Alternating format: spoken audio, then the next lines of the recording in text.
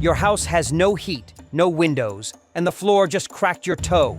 You're wearing 5 layers of wool and somehow still freezing. Oh, and a chicken just laid an egg under your armpit. That's not a nightmare. That's every night of a medieval winter. Welcome to your icebox, inside a peasant's winter home. It's 3 a.m. You're not asleep. You're lying stiff in a pile of hay, teeth chattering, too cold to move. Your breath fogs the air in front of your face. The walls creak, the roof leaks. A draft slips through the gaps in the timber like a ghost. The air inside your cottage, barely warmer than outside. Welcome to a typical peasant home in winter. These houses were usually just one room, no insulation, no glass windows, just holes with wooden shutters or animal skins stretched over them. Walls were timber frames packed with wattle and daub, that's woven sticks smeared with clay and animal dung. And the floor? Good old frozen mud.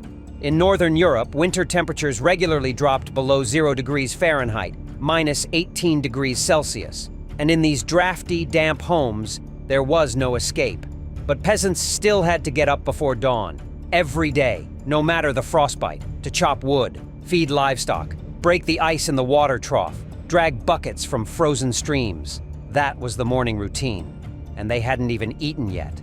Hay, fleas, and chickens. What sleeping looked like. Beds weren't beds, they were hay piles. You'd gather a heap of straw, maybe 2 feet thick, to insulate yourself from the frozen ground. Add an itchy wool blanket if you were lucky. Maybe a second body next to you, your spouse, your kids, even your goat. Some families let chickens sleep indoors. Not because they loved poultry, but because hens laid more eggs when warm.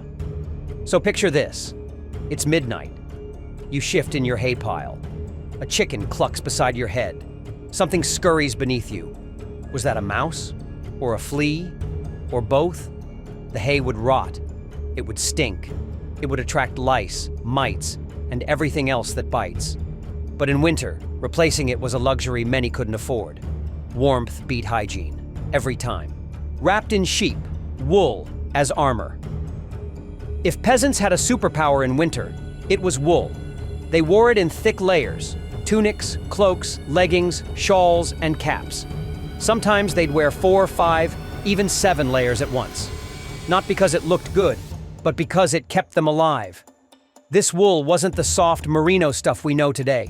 It was coarse, scratchy, heavy, and untreated.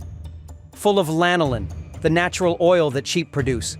That oil made it water-resistant, and it made it stink. And the best part? It was rarely washed. Washing wool made it shrink. Drying it in winter was nearly impossible. So peasants wore the same clothes for weeks, sometimes months, without cleaning them. By midwinter, you'd smell like sheep grease, wood smoke, and sweat.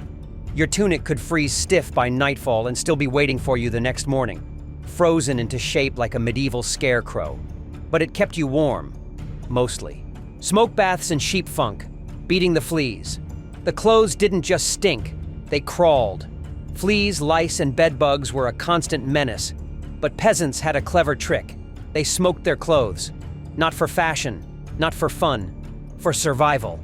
Garments were hung above the fire, letting thick smoke soak into the wool. The smell drove insects away, or at least stunned them for a while. Some peasants even hung clothes over the fire at night while they slept, to keep the fleas from returning too soon.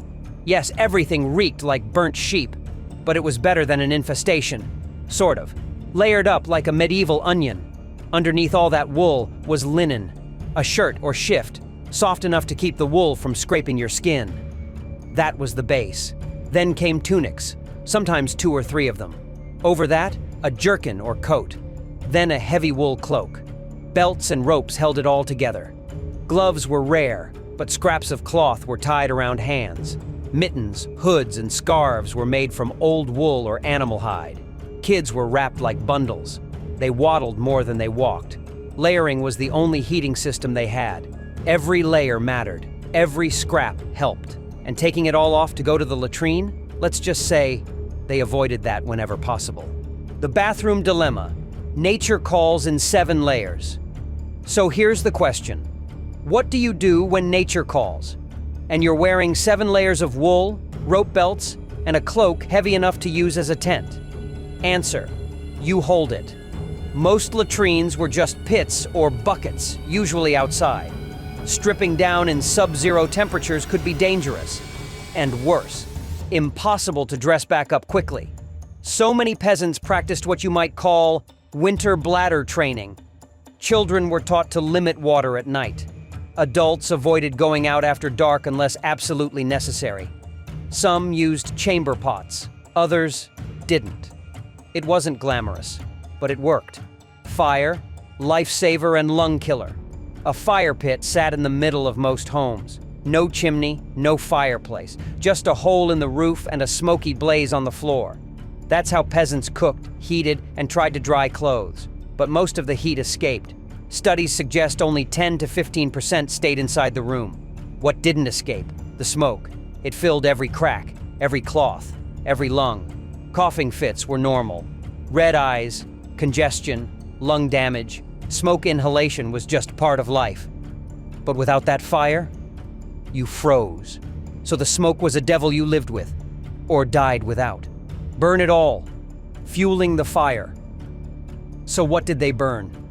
Wood if they had it, but most didn't. So peasants got creative. They scavenged for sticks, collected dead branches, burned dried cow dung, broke down broken carts, stools, or fence posts. Sometimes entire abandoned barns were dismantled, piece by piece, for fuel. Some families even borrowed wood from neighbors' fences, quietly, at night. And when the fire died out, they'd bury a hot coal in ashes or stuff it in a hollow turnip to keep it alive overnight. Losing the fire meant walking to another home, or even the local blacksmith, just to borrow a flame. Fire wasn't just warmth, it was survival. Survival stew, eating to endure the cold. What did peasants eat in winter? Not much, and definitely not fresh. Stew was the default meal. A pot sat over the fire, simmering all day. Into it went anything: turnips, onions, parsnips, cabbage, stale bread, beans, barley. If they had meat, usually salted or smoked, it went in. If not, they made do. Some boiled leather scraps to soften them enough to chew. Others scraped bark into soup. There are stories of people boiling their wooden spoons for flavor. Desperate times, desperate recipes. When garlic saves dinner, peasant kitchen hacks. But even in desperation, there was skill. Peasants were not just foragers or laborers, they were survival chefs.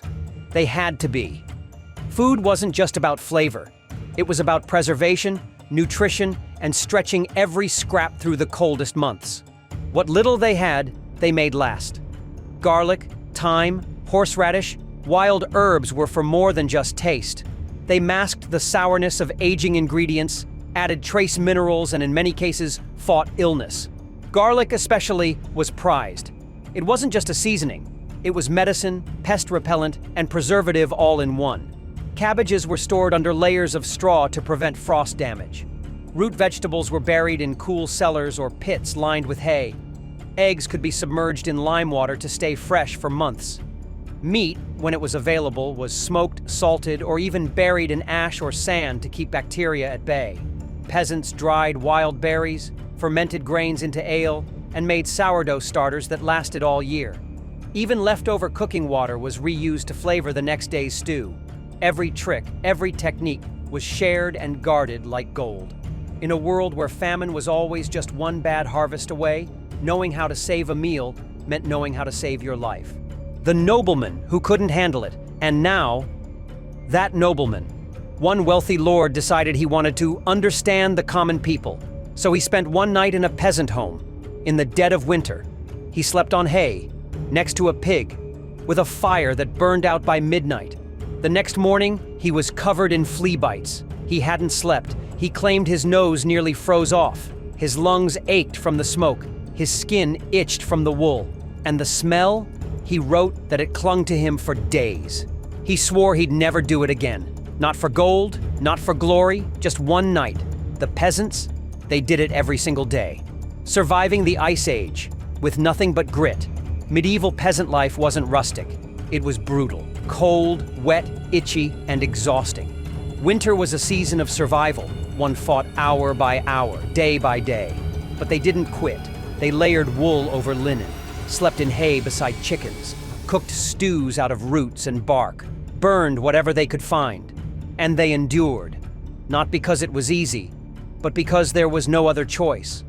They found warmth in family, in shared fires, in passed down knowledge and stubborn hope. So the next time your power goes out or your heating falters, remember the people who faced winter with no thermostat, no fleece, no walls, only hay beds, wool cloaks, and a will to survive. Want more harsh truths from the past? Subscribe now, because next time we're revealing the absolutely brutal life of a Roman slave. See you then.